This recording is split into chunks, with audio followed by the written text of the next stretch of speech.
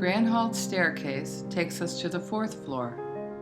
The 4th floor contains a schoolroom, a sewing room, a chapel, and an artist garret. The schoolroom floor was designed to include several facets of my own heritage. Although such a large home was in need of a schoolroom, it was also built because my mother is a teacher. It includes many of the items my mother had in her classroom, especially the spectacular bulletin boards and learning tools she created. It's what I remember the most when I used to visit her school as a child.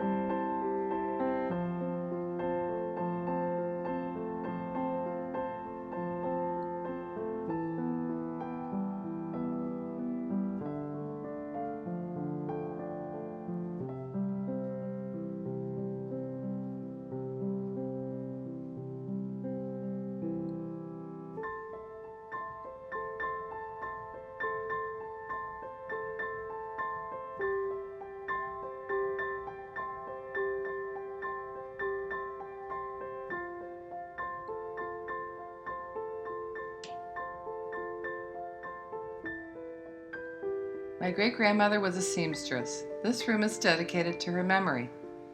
We call it the Petit Moulin. Some of its special items include paper patterns, hats made by my grandmother, ribbons, buttons, threads, pot holders that she would crochet.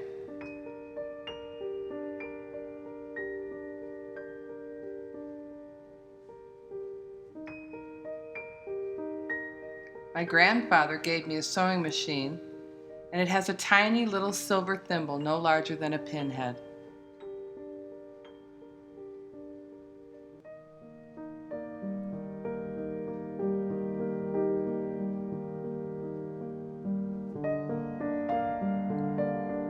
The chapel is a very special room. It is dedicated to my dear grandfather, Emil Jensen. He was an ecclesiastical artist who designed and painted beautiful frescoes in Catholic cathedrals. The chapel walls are the original watercolor design of the Holy Name Church in Windsor, Ontario. On the back, it is signed and approved by the bishop and dated 1929. Attendance.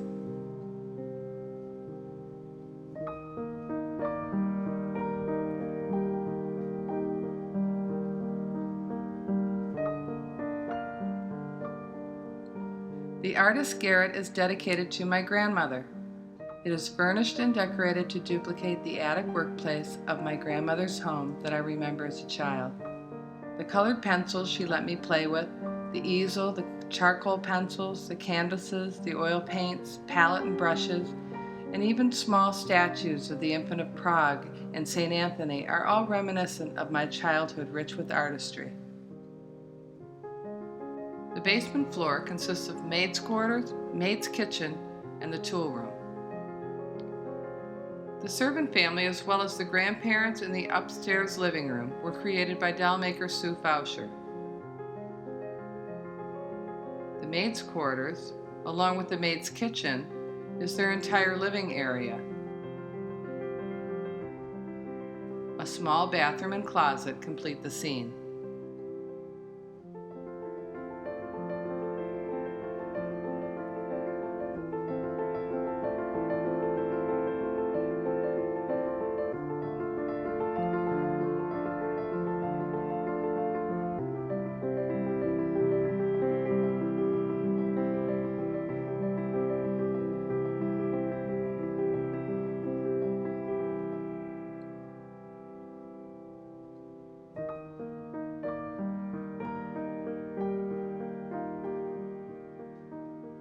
The maid's kitchen and laundry is complete with an old iron stove, agate-ware pots, dishes, serving platter and bowls, baskets, a country table and ladder-back chairs, and a complete laundry area with an old Roper washer.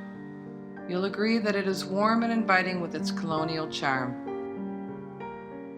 The tool room would make most carpenters envious. It contains an outstanding collection of tools by Bob Sutton. The woodworking bench is equipped with a vise, a T-square, several saws, miter box, shaver planer, claw hammer, screwdriver, chisel, and dust brush. The metalworking bench includes a hacksaw, pipe wrench, ball peen hammer, sledgehammer, chisel, file screwdriver, bench vise, and a level. Every tool is engineered to be exact, and they all work.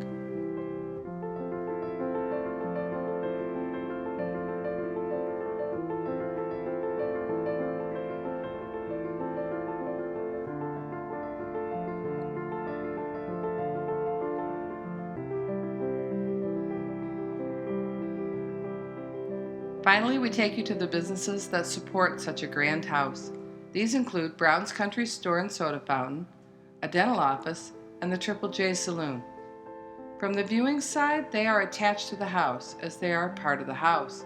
However, they are not accessible from the inside of the house. The country store has only an outside entrance on the main level sidewalk. From this sidewalk, there is a stairway leading up to the dental office or down to the saloon. Brown's Country Store has a charm all its own, with over 500 items. It has an old-fashioned soda fountain and a complete produce section.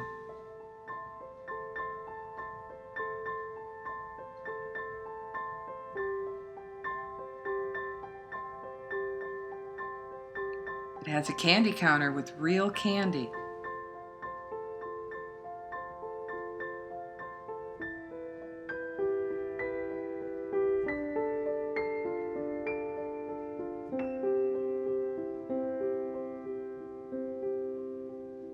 There are 2 bakery displays filled with beautifully decorated cakes and pastries.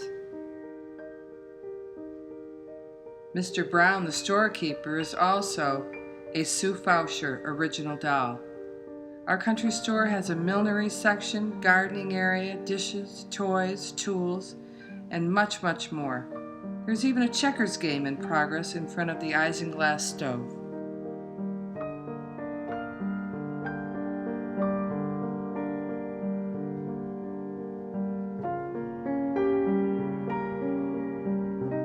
The dental office was designed because of my dental technology training. There's a little boy with a toothache in the waiting room.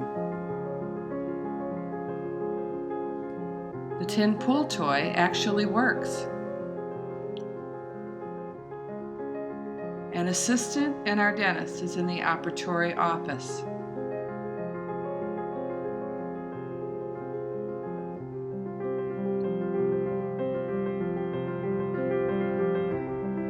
This office is complete with dental degrees and diagrams on the wall, a dental chair with patient bib and clips hanging, a sterilizing unit, and an instrument tray equipped with an explorer, plugger, cotton forceps, and a mouth mirror.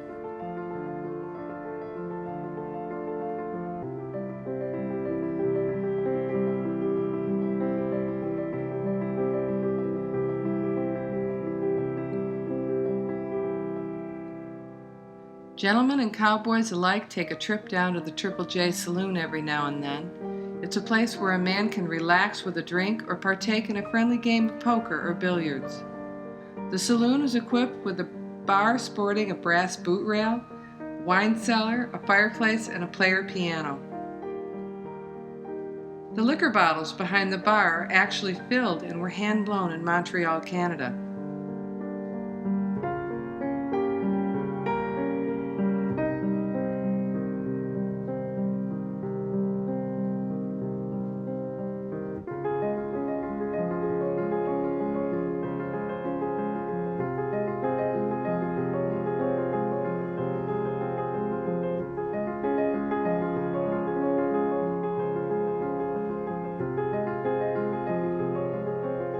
Pool table actually returns the balls to the front.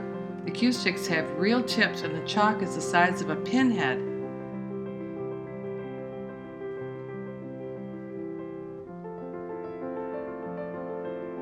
hand-tool leather saddle is one of Sylvia Roundtree's original creations.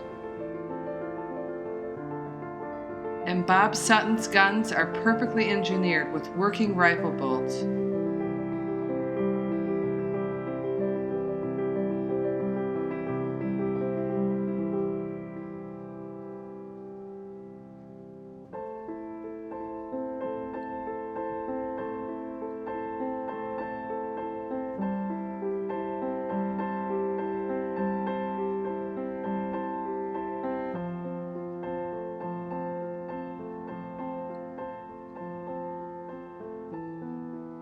Through the swinging doors lies the men's room.